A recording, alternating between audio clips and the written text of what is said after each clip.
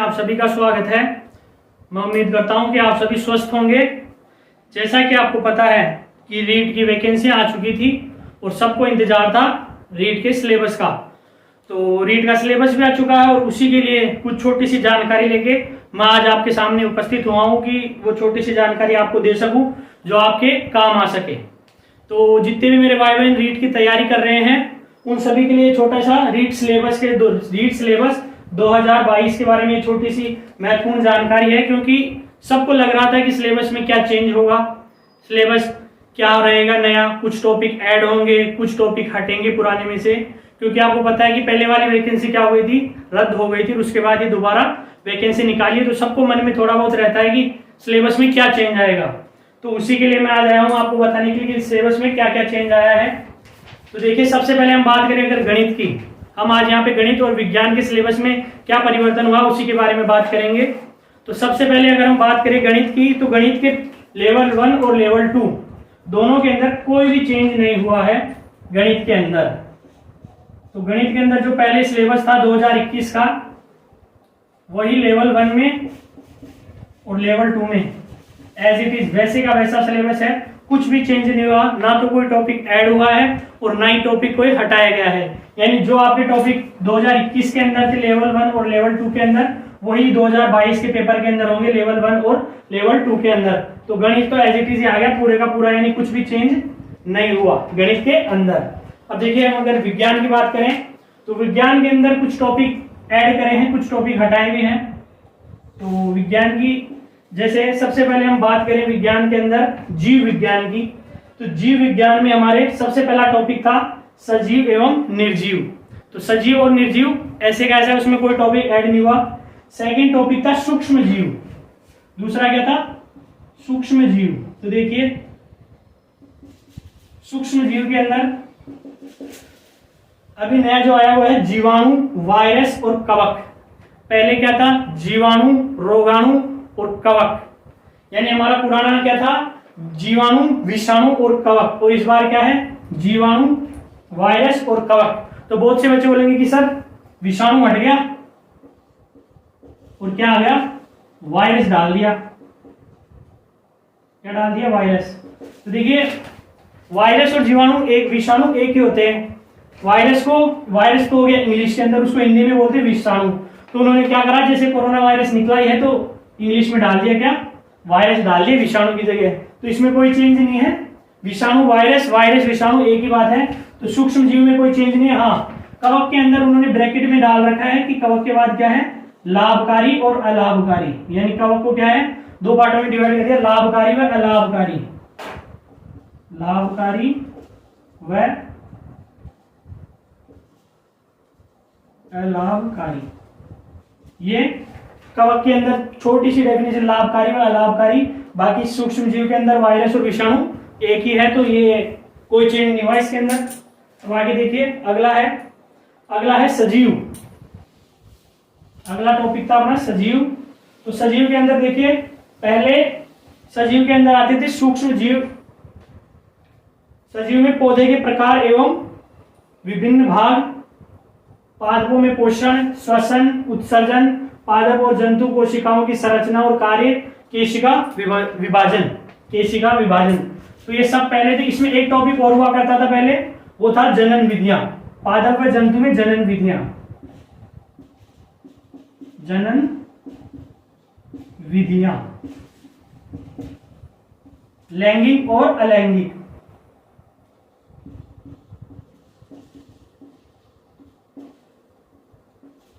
दो टाइप की होती थी।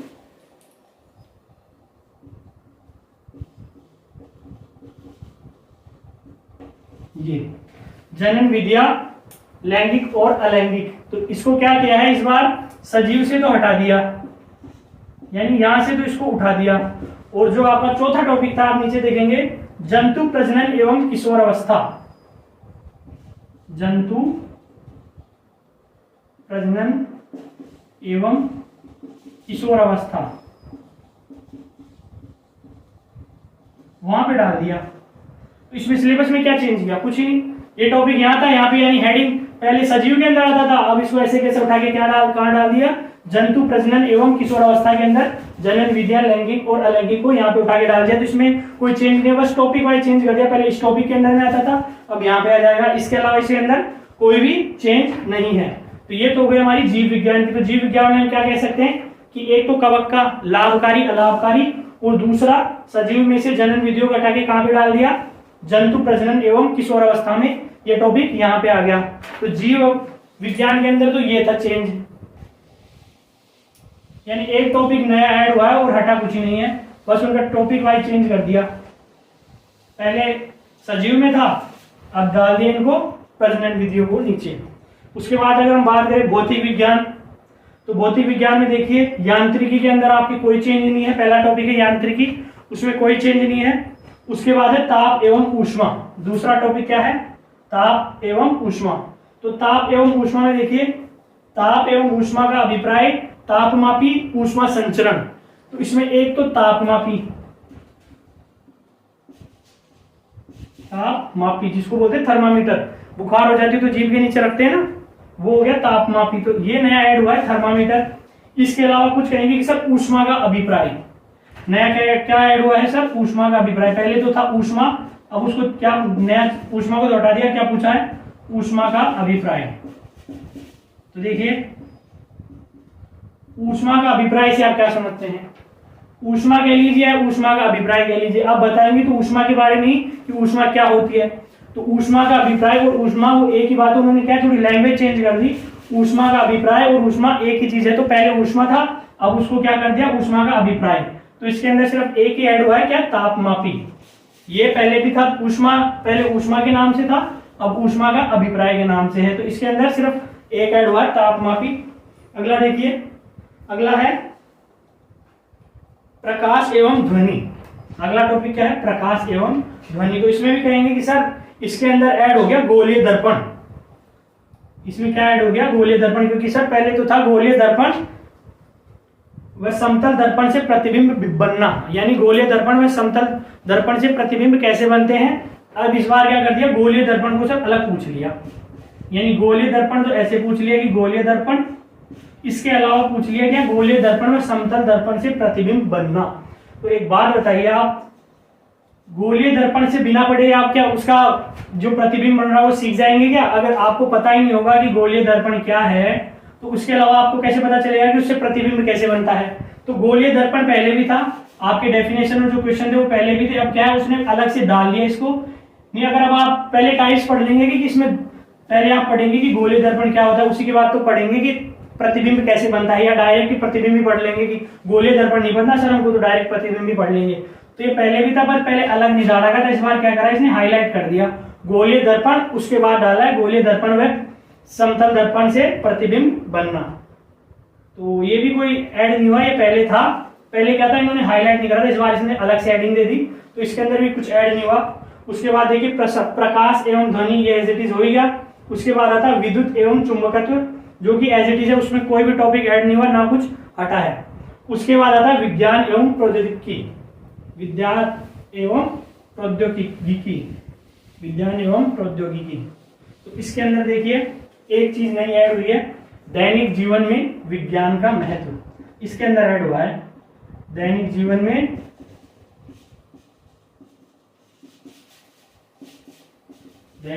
में विज्ञान का महत्व, ये ऐड हो गया। इसके अलावा एक टॉपिक और ऐड हुआ है नया, प्लास्टिक एवं पर्यावरण। पहले नहीं था ये, पहले क्या था कि प्लास्टिक एवं इसके गुणधर्म ही थे, प्रकार और गुणधर्म। अब उसके अलावा एक और प्लास्टिक एवं पर्यावरण, यानी प्लास्टिक का पर्यावरण में क्या प्रभाव पड़ता है, ये नया टॉपिक ऐड हो गया, प्लास्टिक एवं पर्यावरण। इसके अलावा देखिए कुछ भी चेंज नहीं हुआ, एज इट इज है पूरा। दो टॉपिक चेंज हुए, दैनिक जीवन में विज्ञान का महत्व, प्लास्टिक एवं पर्यावरण, ये चेंज हो गए किसके अंदर, विज्ञान एवं प्रौद्योगिकी के अंदर। तो ये क्या हो गया, ये हमारा हो गया भौतिक विज्ञान। पहले जीव विज्ञान, अब भौतिक विज्ञान। तो भौतिक विज्ञान में एक तो मैंने आपको बताया तापमापी, दूसरा हो गया दैनिक जीवन के अंदर विज्ञान का महत्व, और तीसरा हो गया प्लास्टिक एवं पर्यावरण। ये तीन टॉपिक नए ऐड हुए किसके अंदर, भौतिक विज्ञान के अंदर। इसके अंदर फिर एक और टॉपिक आ जाता है सौर मंडल। तो देखिए सौर मंडल के अंदर एक छोटा सा तारे, पहले क्या था सौर मंडल था, सौर मंडल में क्या था चंद्रमा, सूर्य, ग्रह, धूमकेतु और तारामंडल, ये पहले से था। तो अब एक और नया क्या डाल दिया, तारे भी डाल दिए। तो बोलते ना ले चलो तुझे तारों के शहर में, तो इस बार क्या करा तारों को आपके शहर में लाके एग्जाम में डाल दिया कि लीजिए तारों को लेने मत जाइए कहीं भी, कोई से भी शहर में, तारे को आपके शहर में आ गए, अब आपके एग्जाम में भी आएंगे। तो ये क्या है सौर मंडल के अंदर एक टॉपिक क्या डाल दिया, तारे डाल दिया। तो ये होगी भौतिक विज्ञान की बात। अब देखिए रसायन विज्ञान, जो तीसरा है हमारा रसायन विज्ञान। तो रसायन विज्ञान में सबसे पहले आता है पदार्थ की संरचना। पहला टॉपिक है पदार्थ की संरचना। तो इसके अंदर देखिए पहला तो ऐड हुआ है अणु, अणु एवं परमाणु, अणु एवं परमाणु, ये ऐड हो गया। दूसरा ऐड हुआ तत्व। अब ये भी ऐड नहीं हुआ, इसमें पहले क्या था तत्वों के प्रतीक, तत्वों के प्रतीक पहले ही था। अब इसी में आप समझ लीजिए कि तत्वों के प्रतीक का मतलब क्या है कि तत्वों को हम कैसे सिंबलाइज करते हैं। जैसे पोटेशियम का हम K करते हैं, कैल्शियम का Ca करते हैं, सोडियम का Na करते हैं। तो अगर हमें पता ही नहीं होगा कि वो तत्व कैसे, जैसे अगर आपको पता ही नहीं होगा कि सोडियम को किससे करते हो तो आप तत्वों के प्रतीक कैसे लिखेंगे, यानी तत्व पहले भी था पर इस बार फिर मैंने अभी पहले बताया था कि हाईलाइट कर दिया, तत्व को अलग लिख दिया और तत्वों के प्रतीक को अलग लिख दिया। यानी तत्व पहले भी थे लेकिन हम कह सकते हैं कि ऐड किया, तो मान लीजिए ऐड किया, नहीं पहले भी तत्व थे अभी भी तत्व है, तत्वों के प्रतीक के साथ तत्व भी हम पढ़ते हैं। इसके अलावा एक था, एक जो नया टॉपिक अब ऐड करा है वो है मिश्रणों के अवयवों को पृथक्करण, यानी मिश्रण के अवयवों का पृथक्करण, ये टॉपिक नया ऐड हुआ है। मिश्रण के अवयवों का पृथक्करण, ये इसके अंदर नया ऐड हो गया नया। इसके अलावा देखिए एक पहले क्या था, पहले आ रखा था रासायनिक समीकरण, रासायनिक सूत्र तथा रासायनिक समीकरण, यानी पहले थी रासायनिक सूत्र तथा अभिक्रियाएं, रासायनिक अभिक्रियाएं, इस बार कर दिया रासायनिक सूत्र एवं रासायनिक समीकरण। तो देखिए अभिक्रिया व समीकरण एक ही बात है, उसमें कोई चेंज नहीं है, तो एक ही टॉपिक है। रासायनिक सूत्र एवं रासायनिक अभिक्रिया बोल दीजिए आप, या रासायनिक सूत्र या रासायनिक समीकरण बोल दीजिए, वो दोनों एक ही चीज है, यानी इसके अंदर भी कोई और चेंज नहीं हुआ है। उसके बाद है रासायनिक पदार्थ, तो रासायनिक पदार्थ से एक टॉपिक हटा दिया है, इसके अंदर से एक टॉपिक हटा दिया है, वह है कार्बन और कार्बन के ऑक्साइड। जो पहले हुआ करता था आपके कार्बन तथा कार्बन के ऑक्साइड, कार्बन तथा कार्बन के ऑक्साइड,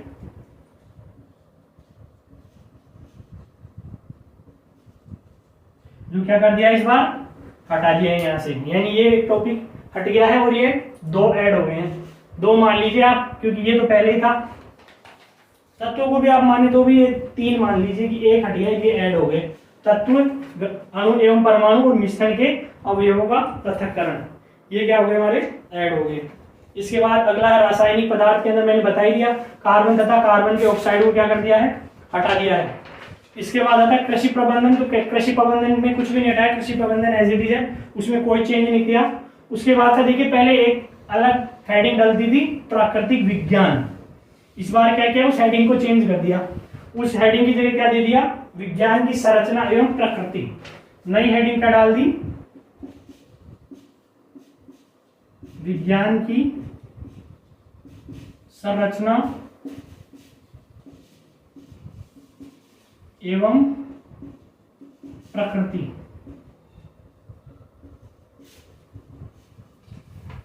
ये अपनी नई हेडिंग डाल दी।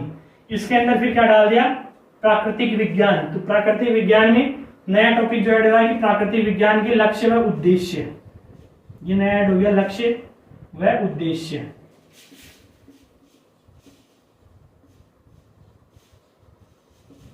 दूसरा प्रदूषण व नियंत्रण, जो कि बहुत जरूरी है, पहले नहीं था टॉपिक प्रदूषण का, इस बार ऐड किया प्रदूषण व नियंत्रण।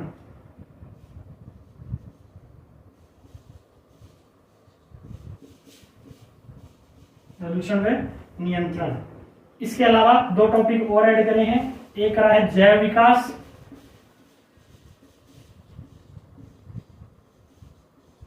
और दूसरा जो लास्ट टॉपिक ऐड करा है वो है विज्ञान को समझना। अब देखिए, विज्ञान को समझना,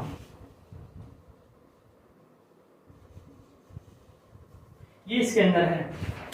ये हो गया आपका रासायनिक विज्ञान।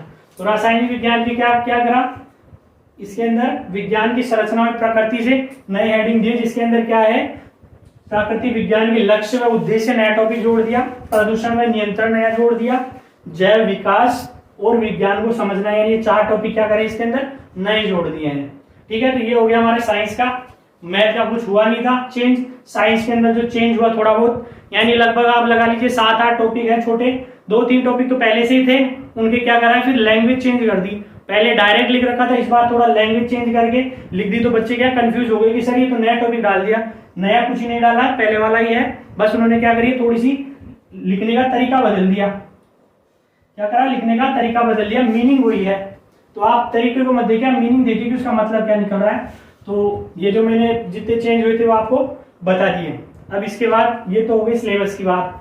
अब है कि सर पढ़ना कैसे है, क्या क्या है, तो सिलेबस पता है। पढ़ने के लिए देखिए, हमारी जो कॉम्पिटिशन हेराल्ड की जो साइंस की बुक है, उसकी पिछले साल 2021 में जो पेपर हुआ था, उसमें बच्चों के सामने से बोला के बोले थे कि सर आपकी बुक में से लगभग 20 से 22 question as it is line to line मिले हैं हमारी बुक के अंदर से। उसमें अभी हमारी जो नई बुक आने वाली है 7 या 8 दिन में आपको मार्केट में मिल जाएगी, और उसके अंदर जो रीड 2021 का जो पेपर सोल्व हुआ है, उसके पीछे क्वेश्चन के नीचे पेज नंबर डालेंगे कि सर ये पेज नंबर पे क्वेश्चन पहले से था, तो आप वहां पे चेक करके देख सकते हैं कि 2021 के अंदर हमारी बुक में से लाइन टू लाइन कितने क्वेश्चन आए हैं। वो आपको वहां पे पेज नंबर मिल जाएंगे कि सर इस पेज नंबर पे क्वेश्चन पहले था। बच्चों ने फोन करके सर को बोला है कि सर आपकी बेस्ट बुक थी, ज्यादा से ज्यादा क्वेश्चन साइंस और मैथ के लगभग 17 से 18 क्वेश्चन, जबकि साइंस के 20 से 22 question as it is line to line बच्चों को मिले थे। तो हमारी जो नई टीम लगी हुई है बुक में, जो टॉपिक अभी ऐड हुए हैं वो टॉपिक वाइज 5-6 टॉपिक ऐड करने हैं, तो 2-3 दिन के अंदर टॉपिक ऐड करके जल्दी से जल्दी आपको बुक मिल जाएगी मार्केट में। 7-8 दिन में हमारी कॉम्पिटिशन हेराल्ड की रीट लेवल 2 की साइंस की बुक आ जाएगी। इसके साथ ही हमारी लेवल 1 और 2 जो मैथ की बुक है, तो देखिए मैं आपको बुक दिखा देता हूँ लेवल 2 की। जो पहले थी, जो लेखक है कानाराम चौधरी, MSc B.Ed है, इन्होंने लिखी है, बहुत ही शानदार बुक है। ये बुक है हमारी, अभी तो मार्केट में आएगी, पहले से होगी, लेकिन अभी जो नए टॉपिक ऐड करें उसके बाद 7-8 दिन में 4-5 टॉपिक है, 7 से 8 दिन में आपको ये मिल जाएगी। इसके अलावा अगर आप फिर भी अपनी तैयारी को और अच्छी करना चाहते हैं, तो इसके लिए एक तो है हमारी NCERT, क्योंकि आपको पता है रीट NCERT से आता है, तो NCERT सार संग्रह। ऐसे तो आपको 8 से 12 तक 6 से लेनी पड़ेगी किताबें, लेकिन इसके अलावा अगर आपको नहीं लेनी तो 6 से 10 तक की हमारी ये बुक है NCERT सार संग्रह, जिसमें 6 से 10 तक के जितने भी साइंस के कॉन्सेप्ट आपको एक बुक के अंदर मिल जाएंगे। इसके अलावा 11वीं 12वीं की महत्वपूर्ण परीक्षाओं, प्रतियोगी परीक्षाओं की जानकारी है, यानी 11-12 का मैटर भी आपको इसके अंदर मिल जाएगा, यानी 6 से 12 तक का कंप्लीट पैकेज एक बुक के अंदर। अगर आपको और भी अच्छे से करना है कि सर मेरे को तो पूरा चाहिए कंप्लीट, तो इसके लिए हमारी सार संग्रह। इसके अलावा रीट की जो हमारी 15 मॉडल पेपर टेस्ट पेपर की बुक चलती है, ये देखिए, ये भी मार्केट के अंदर है, तो ये भी आप खरीद सकते हैं और मॉडल पेपर लगा सकते हैं। तो इसके अलावा मैंने आपको बता दिया कि 7 से 8 दिन के अंदर यहाँ हमारी जो साइंस और मैथ की जो किताबें हैं वो मार्केट में मिल जाएगी। और उसके अलावा मैं आपको बोल रहा हूँ कि आप पेपर दे लीजिए, उसके बाद इसी ब्लैक बोर्ड में यही हम क्वेश्चन सोल्व करेंगे, और मैं आपको पेज नंबर बताऊंगा कि इस पेज नंबर से ये क्वेश्चन हमारी बुक में से आ गया, तो आप फिर नोट कर लीजिएगा। तो ये हो गई पूरे सिलेबस की और बुक्स की बात।